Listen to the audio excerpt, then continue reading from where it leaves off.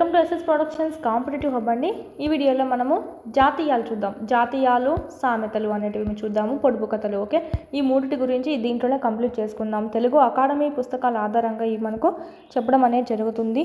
ఇది మనకి first one చూసినట్టయితే జాతీయాల గురించి చూద్దామండి. మోస్ట్ ఇంపార్టెంట్, వీటి నుంచి ఖచ్చితంగా వస్తుంది. ఒకటి, జాతి లేదా దేశ ప్రజల వ్యవహారంలో ఉన్న విశేష పదాలనే మనము జాతీయాలు అంటాం. మన పేరులోనే ఉంది జాతి. ఓకే, ఆ జాతి ప్రజల యొక్క వ్యవహారంలో ఉన్న విశేషాలనే డైలీ యూజ్ చేస్తుంటాం కదా, వాటినే మనం ఇక్కడ జాతీయాలు అని చెప్తాం. ప్రయోగించిన పదాలకున్న అర్థానికి భిన్నమైన అర్థము ఓకే రావడం అనేది జరుగుతుంది. ఇక్కడ వచ్చి మనకి ఇక్కడ చూసినట్టయితే కడుపు మంట, ఇది ఒక అర్థం అయితే దీన్ని మనకు మీనింగ్ అనేది ఇంకొక అర్థంగా ఉండడం అనేది జరుగుతుంది. ఇలాంటివే జాతీయాలు అని అంటాం. ఎగ్జాంపుల్ చూసినట్టయితే కడుపు మంట. ఇక్కడ మనకు క్వశ్చన్స్ ఏ విధంగా అడుగుతారంటే, ప్రయోగించిన పదాలకున్న అర్థానికి భిన్నమైన అర్థము స్ఫురించడమే డాష్ అంటారు. జాతీయమా, సామెతల, పొడుపు కథల, ఓకే, నానుడులా అని మనకు అడగడం అయితే జరుగుతుంది. ఆప్షన్ మనకు జాతీయం అనేది రైట్ ఆన్సర్ అవుతుంది. ఉదాహరణ, కడుపు మంట, ఉదరంలో మంట, నొప్పి అని సామాన్య అర్థంగా రావడం జరుగుతుంది. కడుపు మంట అంటే ఏంటి? కడుపు అంటే ఏంటి? ఉదరము. మంట అంటే నొప్పి అని మనము చెప్పుకుంటాము. కానీ విశేషార్థం చూసుకున్నట్టయితే అంటే ఒకరిని చూసి ఒకరు కుళ్ళుకోవడం అనే మీనింగ్లో చెప్పుకోవచ్చు. అంటే ఎదుటి వాళ్ళు ఏమన్నా మనకు బాగా డెవలప్ అవుతుంది, కుళ్ళుకుంటారు చూడండి కొంతమంది. సో ఆ విధంగా అసూయ అంట, దేశం అంట, ఇలాంటివన్నీ వీటిని పోల్చడానికి మనం కడుపు మంట అని చెప్పి ఇక్కడ మనం వాడడం అనేది జరుగుతుంది. సాధారణ అర్థానికి భిన్నమైన అర్థం అనేది ఇక్కడ వస్తుందా లేదా? ఉదరంలో మంట అనే అర్థానికి కాకుండా భిన్నమైన అర్థం అనేది రావడం జరుగుతుంది. ఇటువంటి పదబంధాలని మనం జాతీయాలు అని అంటాం. ఇంకొక విషయం ఏంటంటే, జాతీయాలని మనము ఓకే ఉన్నది ఉన్నట్టుగా ట్రాన్స్లేట్ చేయాలంటే వేరే భాషలోకి కష్టంగా ఉంటుంది. సామెతల్ని ఈజీగా ట్రాన్స్లేట్ చేయొచ్చు. మళ్ళీ జాతీయాన్ని ఉన్నది ఉన్నట్టుగా మనం వేరే లాంగ్వేజ్లోకి ట్రాన్స్ఫర్ చేయాలంటే కొంచెం కష్టతరంతో ఉంటుంది. ఇది కూడా మనకు మోస్ట్ ఇంపార్టెంట్. నెక్స్ట్ చూద్దాము జాతీయాలు, వాటి యొక్క అర్థాలు చూద్దాము. గుండెలు బరువెక్కడము అంటే ఏంటంటే విపరీతమైనటువంటి మానసిక బాధ అనేది కలిగినప్పుడు ఈ జాతీయాన్ని వాడతాము. నీరు కారిపోవడము అంటే పాడైపోవడము, నిరుత్సాహపడము, నీరు కారిపోయింది అంటాం కదా మొత్తము, అంటే నష్టం అనేది రావడము అనే మీనింగ్లో కూడా మనం చూసుకోవచ్చు. పాడైపోయింది అనేది మీనింగ్లో చూసుకోవచ్చు. కనువిప్పు అంటే జ్ఞానం కలగడము. కాలధర్మం చెందడం అంటే కాల ప్రవాహంలో ఏదైనా నశింపక తప్పదు అంటే ఏంటంటే మరణించడము. ఓకే, మరణిస్తే మనం ఇక్కడ చనిపోయారు అనకుండా కాలధర్మం చెందాడు అని చెప్పి అంటూ ఉంటారు. తునాతునకలు, పూర్తిగా దెబ్బతినడం అనే సందర్భంలో వాడుతూ ఉంటాం. తునాతునకలు అయిపోయింది అని. ఓకే, అంటే తునకలు అయిపోయింది, రోంతోడు మిగలకుండా అని. ఓకే, అరణ్య రోదన, ఎంత చెప్పినా పట్టించుకొని సందర్భంలో దీన్ని ఉపయోగిస్తాం. అరణ్య రోదన అంటే ఏంటంటే, ఇప్పుడు అరణ్యం అంటే అడవి, అడవిలో రోదన అంటే ఏడుపు. అడవిలో నువ్వు ఏడ్చామంటే ఎవరైనా పట్టించుకుంటారా? ఎవరు పట్టించుకోరు కదా, ఎవరికి వినిపించదు కదా. సో అది అరణ్య రోదన అంటే మనకు ఎంత చెప్పినా పట్టించుకొని సందర్భాల్లో మనము యూజ్ చేస్తూ ఉంటాం. వాడికి ఎంత చెప్పినా అరణ్య రోదనే లేదా, మనం అడవిలో ఏడ్చుకుంటే ఎలా ఉంటుందో సేమ్ అదేగానే ఉంటుంది, కానీ వినడు మాట అని.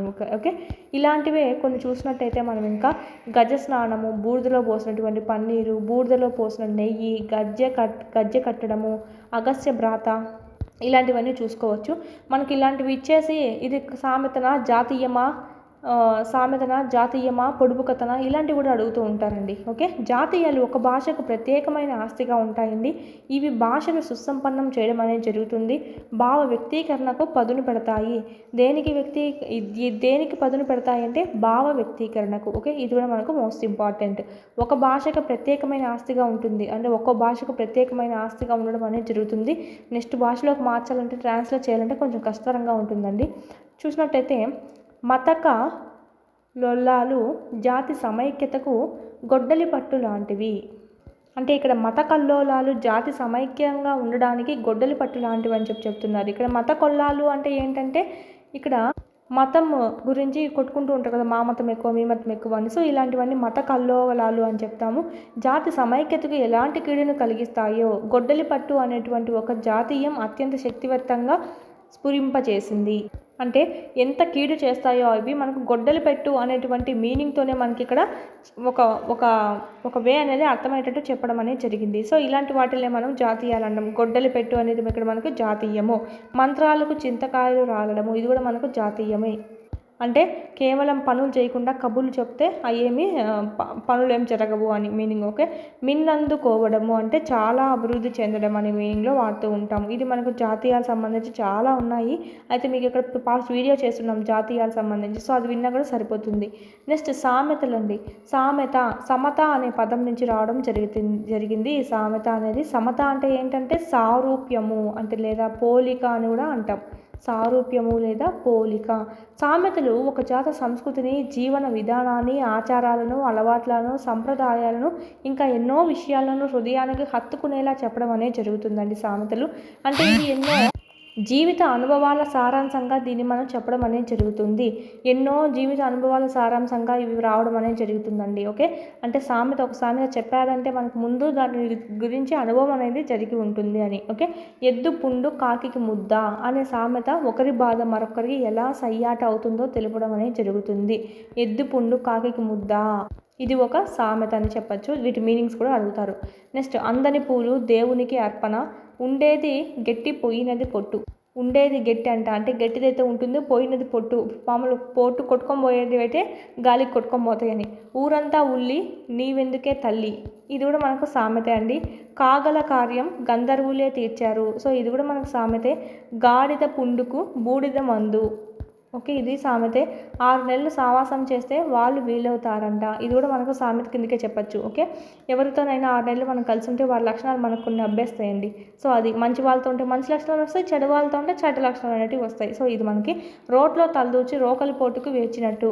ఆవులిస్తే పేగులు లెక్క పెట్టినట్టు అంటే అంత అనుభవం ఉన్నట్టు. ఆవులిస్తే పేగులు ఉన్నాయి లెక్క పెడతారంట అంటే అంత అనుభవం ఉన్నట్టు, అంత పట్టున్నట్టు అని మీనింగ్లో. కాకి పిల్లకు కాకి పిల్ల కాకికి ముద్దు అంటే ఎవరికి వాళ్ళ అమ్మకి ముద్దు అంటారు కదా. సో ఆ విధంగా మారుతూ ఉంటాము. మొక్కై వంగేదే మానై వంగుతుందా. చిన్నప్పుడే వంచింది పెద్ద నాకు మనం ఎన్ని అలవాటు నేర్పించినా కూడా అది మనకు అలవాటుగా మారడం అనేది జరగదు. నోరు మంచిదైతే ఊరు మంచిదవుతుంది. ఇవన్నీ మనకు సామెతల కిందకి చెప్పుకోవచ్చు. నెక్స్ట్ పొడుపు కథలు చూద్దాము. చాలా ఎక్కువ ఉంది ఇక్కడ మనకు పొడుపు కథలు చూద్దాము. మెయిన్ మ్యాటర్ చెప్పుకుందాము. పొడుపు కథల్ని సంస్కృతంలో ఏమంటారంటే ప్రహేళికలు అంటారండి. కన్నడంలో అయితే ఒడకత్తె అని అంటాం, తమిళంలో అయితే విడికత్తె అని అంటాం, హిందీలో అయితే పహేలి అని అంటామండి. ఓకే. సంస్కృతంలో పహేళికలు అంటే హిందీలో పహేలి అంటారు, కన్నడంలో ఒడుకత్తె అంటారు, తమిళంలో విడికత్తె అంటారు, ఆంగ్లంలో అయితే రిడిల్స్ అని చెప్పి అంటామండి. మన కోస్తా ప్రాంతాల్లో అయితే మనకి ఇక్కడ పొడుపు కథగా అంటారు. మన తెలంగాణ ప్రాంతాల్లో అయితే తట్టుగా పిలవడం అనేది జరుగుతుంది. పొడుపు అనే మాట ఎక్కడి నుంచి గ్రహించబడినది అంటే ఉదయము, రూపించడము, తగులుట, బాధించుట, చిక్కుల్లో వేయట ఇలాంటి విభిన్న అర్థాల్లోంచి గ్రహించడం అనేది జరిగింది. పొడుపు అనేటువంటి మాటని ముందు పొడుపు విడుపు అని అంటూ ఉండేవాళ్ళు, తర్వాత మనకు రావడం అనేది జరిగింది. ఇక్కడ మనం చూసినట్టయితే ఇలా విశ్లేషించింది ఎవరు, ఇన్ని వాటిలోంచి పొడుపు అనే పదాన్ని తీసుకున్నాము అని చెప్పి విశ్లేషించింది ఎవరు అంటే పి యశోదాదేవి. నేమ్స్ మోస్ట్ ఇంపార్టెంట్గా చూసుకోవాలి. వేసిన పొడుపు కథకు చెప్పే అర్థాన్ని మనం ఏమంటామంటే విడుపు అంటాము. ఓకే. పొడుపు ఒక బింబం అయితే విడుపు అనేది ఏంటంటే ఆ బింబం యొక్క వెలుగుగా చెప్పుకుంటాం. తట్టు అంటే మనకు తాకడం, నెట్టడం, చిరిగిన గోనె బొంత మొదలైన అర్థాలన్నీ మనకు రావడం అనేది జరుగుతుంది. తట్టు అంటే ప్రశ్న, తట్టు అంటే జ్ఞానోదయము. పొడుపు విడుపుల 2 అర్థాలని పొదుక్కున్న శబ్దమే తట్టు అండి. అంటే మనకి ఇక్కడ ఇది పొడుపు కథ తీయాలంటే చాలా జ్ఞానం అనేది ఉండాలి, వెంటనే అర్థం కాదు. శాస్త్రం ఎంత కష్టమో పొడుపు కథల్ని విడదీయడం కూడా అంతే కష్టమా కాబోలు. శాస్త్రం అనే పేరు కొన్ని ప్రాంతాల్లో రూడెక్కిందని చెప్పి ఎవరు తెలిపారు అంటే డాక్టర్ బిరుదురాజు రామరాజు గారు తెలిపారు. పి యశోదారెడ్డి గారు అయితే ఇదంతా మనకు తెలిపిందండి. దీన్ని ఏమేమంటారని, ఈ మాట ఎక్కడి నుంచి గ్రహించారు అని. ఇప్పుడు పొడుపు కథల్ని శాస్త్రాలతో పోలుస్తారు అని చెప్పి అనింది ఎవరంటే మనకు బిరుదురాజు రామరాజు గారు పేర్కొనడం జరిగింది. దీని లక్షణాలు ఎలా ఉంటాయంటే భావ నిగూఢత ముఖ్యం అంటే భావాన్ని మనం లోతుగా గ్రహించాల్సి ఉంటుంది. అర్థ స్వరూపం తెలపకుండా భావాన్ని మాత్రమే ఇది సూచించడం అనేది తెలుపుతుందండి. ఉక్తి వైచిత్రి కలది, రసానికి శత్రువైంది, చిత్ర కవిత్వాంశం ఉంది, కళాత్మకమైంది. పొడుపు కథలు జటిల ప్రశ్నల సమూహారమే మనం చెప్పుకోవచ్చు. ఇదంతా మనకేం అవసరం లేదు. జస్ట్ ఇక్కడ మనకి పొడుపు కథలు చూసినట్టయితే మనకు ఆల్మోస్ట్ పొడుపు కథలు ఇచ్చేసి దాన్ని మనకు అడగడం అయితే జరుగుతుంది. కంచెల కర్రెదు అంటే పేను అండి. కంచెల కర్రెద్దు అంటే మనం పేన్ అంటారంట. గుంతల గుండ్రాయి కనుగుడ్డిని అంటారంట. చెరువు ఎండిపోయే జింక పారిపోయే దీపం. ఇది మనకు 3rd నుంచి 10th వరకు సంబంధించి కదా. సో మనకు మేము హై క్లాసెస్లో కూడా ఇంత కష్టమైనవి వస్తాయి, చూసుకోవాలి. ఈ చిన్న క్లాసులు చెప్పేసి ఉంటాం మనము, ఈజీగా అయిపోతాయి. పాస్ట్ వీడియో ఉంది పొడుపు కథలు, అది కూడా చూడండి తెలుస్తుంది. మీకు ప్లేలిస్ట్లో ఆల్రెడీ యాడ్ చేస్తున్నాను చూడండి. అదేవిధంగా గ్రామర్ పార్ట్ ఏదైతే ఉందో అది ఫుల్ మీకు ఒక వీడియోలో పెట్టేస్తున్నాను, అవి కూడా చూడండి, చాలా యూజ్ అవుతుంది. సైకాలజీ సంబంధించి కూడా ఫుల్ ఒకే వీడియోలో ఉంది. ప్లస్ ఇంపార్టెంట్ మెయిన్ టాపిక్ సంబంధించి కూడా సపరేట్గా వీడియోస్ కూడా చేస్తున్నాము చూడండి. అక్కడ వీడియోస్ వినండి, ఇక్కడ కొంచెం టెస్ట్ సిరీస్ అయితే ప్రాక్టీస్ చేసుకోండి. వీడియోస్ విని ప్రాక్టీస్ చేసుకున్నట్టయితే మీకు ఇన్ టైంలో సిలబస్ అనేది కంప్లీట్ అవుతుంది. ఇక్కడ మనం చూసుకున్నట్టయితే 3rd నుంచి 8th వరకు సంబంధించి క్లాస్ వైజ్ లెసన్ వైజ్ మీకు ఇక్కడ టెస్ట్ సిరీస్ అవైలబిలిటీలో ఉన్నాయి. ఇక్కడ మీరు సైకాలజీ కూడా టాపిక్ వైజ్ యాడ్ చేసుకోమని ప్రాక్టీస్ చేసుకోవచ్చు. సైకాలజీ అయితేనేమి, పిఐఈ అయితేనేమి, మెథడాలజీ, కరెంట్ అఫైర్స్ ఇవన్నీ మీకు ఇక్కడ ట్రై మెథడ్స్ కవర్ అవడం అనేది జరుగుతుంది. బెస్ట్ వీడియో క్లాసెస్ కూడా మీకు అందుబాటులో ఉన్నాయి. ఇక్కడ చూసినట్టయితే మీకు ఇక్కడ 400 రూపీస్కే అవనిగడ్డ శ్రీప్రజ్ఞ ఫ్యాకల్టీ ఎవరైతే ఉన్నారో వాళ్ళతో చెప్పించినటువంటి క్లాసెస్ అన్ని మీకు అవైలబిలిటీలో ఉన్నాయి. చూడండి, ఖచ్చితంగా పర్చేజ్ చేసుకొని చాలా యూస్ఫుల్ అవుతుంది. Video classes plus test series కనుక తీసుకున్నట్టయితే అక్కడ వీడియో క్లాస్ వినడం, అక్కడ ప్యారలల్గా టెస్ట్ సిరీస్ ప్రాక్టీస్ చేసుకుంటూ ఉన్నట్టయితే మీకు ఇన్ టైంలో సిలబస్ అంతా కంప్లీట్ అవుతుంది. దీని గురించి ఏమైనా డౌట్స్ ఉంటే కనుక స్క్రీన్ మీద కనిపిస్తున్నటువంటి నెంబర్కి కాల్ చేయండి. నెక్స్ట్, చెరువు ఎండిపోయే జింక పారిపోయే ఎవరంటే దీపం అండి. అంటే నీళ్ళంతా అయిపోతే మనకు దీపం మారిపోతుంది కదా, కొండెక్కేస్తుంది. ఆకులేని పంట 60 పుట్లు పండి. మనకు ఉప్పు పండడానికి ఆకులేం అవసరం లేదు కదా.